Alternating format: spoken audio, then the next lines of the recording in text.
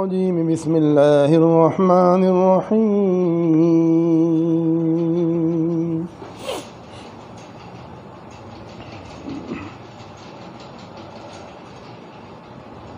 وإن جاهداك على أن تشرك بي ما ليس لك به علم فلا تطعهما وصاحبهما في الدنيا معروفا واتبع سبيل من أناب إلي ثم إلي مرجعكم فأنبئكم بما كنتم تعملون صدق الله مولانا العظيم.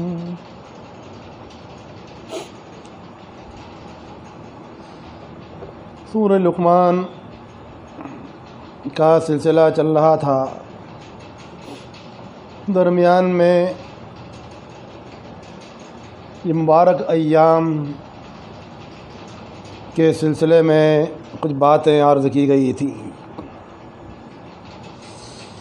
کیونکہ ان کا موقع تھا اور ان کے بارے میں جانکاری از حد ضروری تھی. حق تعالی شانہ نے گزشتہ آیات میں والدین کے ساتھ حسن سلوک کی زبردست انداز میں تاکید کی ہے اور ان کے عظیم احسانات کو یاد دلایا ہے کہ انسان پر اس کی والدہ کے بہت احسانات ہیں. یوں تو دونوں ہی کے احسانات بہت زبردست ہیں، لیکن دونوں کے اندر والدہ کا مقام اس اعتبار سے زیادہ اہمیت کا حامل ہے کہ انہوں نے بچوں کے سلسلے میں بہت زیادہ تکالیف برداشت کی. ایک تو یہ کہ ہر انسان اپنی والدہ کے پیٹ میں الا ماشاء اللہ ایک طویل زمانے رہتا ہے اور وہ اس کو مشقت کے باوجود، کمزوری کے باوجود، طبیعت کی خرابی کے باوجود اٹھائے پھرتی ہے اور اس حال میں اپنے گھر کے کام کاج بھی انجام دیتی ہے. تو یہ کتنی بڑی مشقت کی بات ہے، تکلیف کی بات ہے. اور پھر جب بچے کی پیدائش ہوتی ہے تو وہ مرحلہ بچے کی ماں پر بہت سخت گزرتا ہے. اللہ کے آسان کرنے ہی سے آسان ہوتا ہے. اور پھر اس کے بعد بچے کو پالنے میں، پرورش کرنے میں کتنی مشقتوں سے گزرنا پڑتا ہے. رات دن اس کے ساتھ مصروفیت کا معاملہ، ایک ایک دن و رات میں نہ جانے کتنی کتنی بار اس کا پیشاب پاخانہ صاف کرنا. اور اس سلسلے میں سردیوں کا زمانہ دیکھیے، رات کو اٹھنا دیکھیے، گرمی کا دور دیکھیے اور بارشوں کا زمانہ دیکھیے. کتنے موسموں سے، کتنے حالات سے گزرنا پڑتا ہے. حقیقت یہ ہے کہ کوئی انسان اپنی والدہ کی ایک رات کی قربانی کا بھی بدلہ نہیں دے سکتا. تو خاص طور پر یہ تین باتیں اس قدر اہمیت کی حامل ہے اور بچوں پر اتنا بڑا احسان ہے جس کا کوئی بدلہ ہی نہیں ہو سکتا، عوض ہی نہیں ہو سکتا.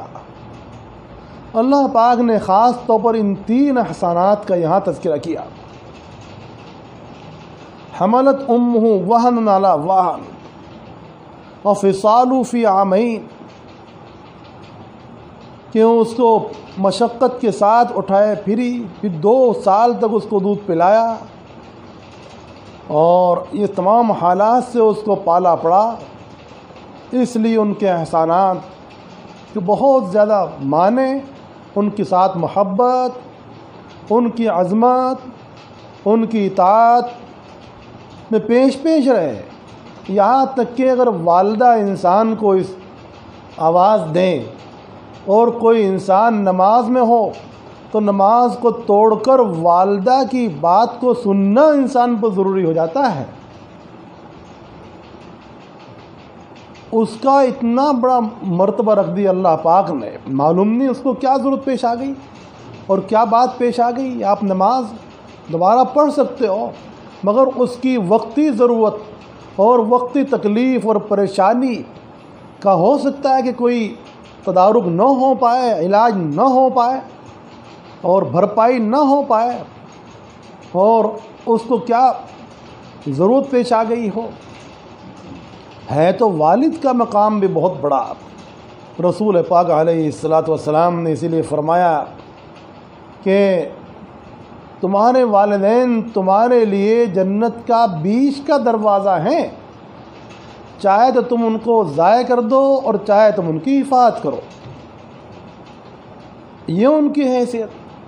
اور ایک جگہ پر اللہ پاک نے اپنے بعد والدین کے حقوق کا تذکرہ کیا، وَقَضَىٰ رَبُّكَ أَلَّا تَعْبُدُوا إِلَّا إِيَّاهُ وَبِالْوَالِدَيْنِ إِحْسَانًا۔ اللہ پاک نے اپنی عبادت کے بعد والدین کا تذکرہ کیا، وہی انداز ان آیات میں بھی ہے۔ اللہ پاک نے پہلے اپنے حقوق بتائے، اللہ کو مانو، ان کے ساتھ کبھی کسی کو شریک مت کرنا، ان کے ساتھ کسی کی عبادت مت کرنا، ان کے ساتھ کسی کو عالم الغیب و شہادہ نہ جاننا، ان کے ساتھ کسی کو حاضر ناظر نہ جاننا، ان کے جیسا کسی کو قادر مطلق نہ سمجھنا، اور ان کی صفات کو کسی میں متحقق نہ کرنا، الوہیت میں ان کے ساتھ شریک نہ کرنا، ان کی ربوبیت میں ان کے ساتھ کسی کو شریک نہ کرنا، اور ان کی خدائی میں ان کی عبادت کرنے میں کسی کو کبھی شریک مت کرنا۔ اپنے حقوق کے بعد فوراً کس کا تذکرہ کیا؟ والدین کا۔ یہاں بھی وہی انداز ہے، اور یہ بھی تنبیہ کر دی اللہ پاک نے کہ اگر والدین کسی کے مشرک ہوں، بچے کو اللہ پاک نے ایمان کی توفیق دے دی، اسلام کی توفیق دے دی، اس کو اللہ پاک نے ہدایت عطا فرما دی، ہدایت کا نور عطا فرما دی، اللہ پاک نے اس کو صحیح سمجھ دے دی، اور اس کے والدین اسی پرانی گمراہی کے اندر ہیں، کفر کی، شرک کی، خرافات کی، تو ان کے ساتھ کیسے رہنا ہے؟ اللہ پاک نے یہاں دو باتیں سمجھائی۔ ایک تو یہ کہ کفر اور شرک میں کبھی ان کی اطاعت نہیں کر سکتے ہو آپ، وہاں اطاعت کرنا حرام ہے، کیونکہ اللہ کا معاملہ ہے، ایک طرف بندوں کا معاملہ ہے، ایک طرف خالق تعالیٰ کے حق کا معاملہ ہے، والدین کو دینے والے بھی اللہ پاک، انسان کو پیدا کرنے والے بھی اللہ پاک، تو یہاں تو اس معاملے میں سمجھوتا نہیں ہو سکتا، ان کی اطاعت نہیں ہو سکتی کہ ان کے کہنے پر انسان، ان کے مجبور کرنے پر انسان کفر میں، شرک میں، خرافات کے اندر مبتلا ہو جائے، گناہوں کے اندر مبتلا ہو جائے۔ لا طاعۃ لمخلوق فی معاصیۃ الرب سبحانہ وتعالی، اللہ کی نافرمانی میں کسی مخلوق کی اطاعت جائز نہیں، حرام ہے، یہاں تو سمجھوتا نہیں ہو سکتا۔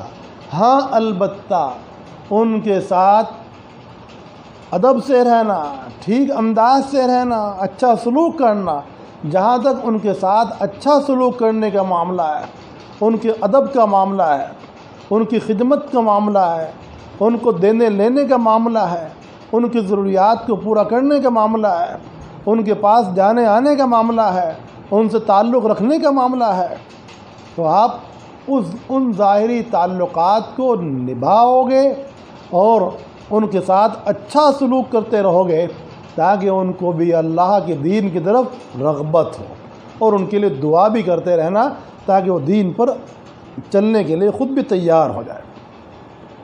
یہاں باری تعالیٰ نے دو باتیں یہ خاص طور پر سمجھائی۔ اللہ پاک نے ان کے حقوق کو بھی سمجھا دیا اور اللہ پاک نے اپنے حقوق کو بھی سمجھا دیا۔ اور جب والدین کے حقوق میں اور اللہ کے حقوق میں تعارض ہو جائے، ٹکراؤ ہو جائے، تو وہاں کیا کرنا ہے وہ راستہ بھی آپ کو بتا دیا، سمجھا دیا۔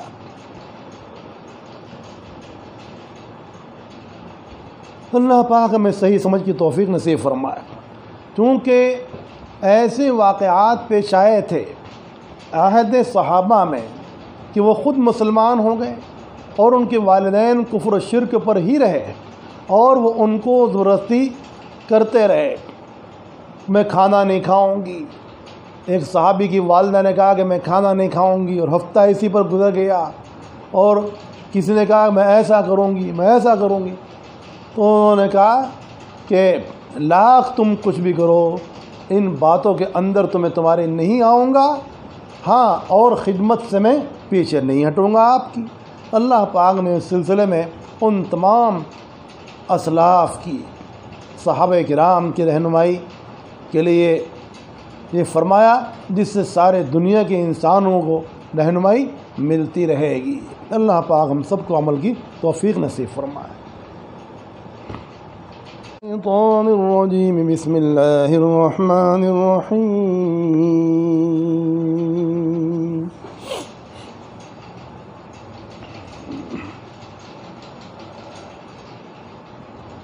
وَإِن جَاهَدَاكَ عَلَىٰ أَن تُشْرِكَ بِي مَا لَيْسَ لَكَ بِهِ عِلْمٌ فَلَا تُطِعْهُمَا وَصَاحِبْهُمَا فِي الدُّنْيَا مَعْرُوفًا وَاتَّبِعْ سَبِيلَ مَنْ أَنَابَ إِلَيَّ ثُمَّ إِلَيَّ مَرْجِعُكُمْ فَأُنَبِّئُكُم بِمَا كُنتُمْ تَعْمَلُونَ صدق اللہ مولانا العظیم۔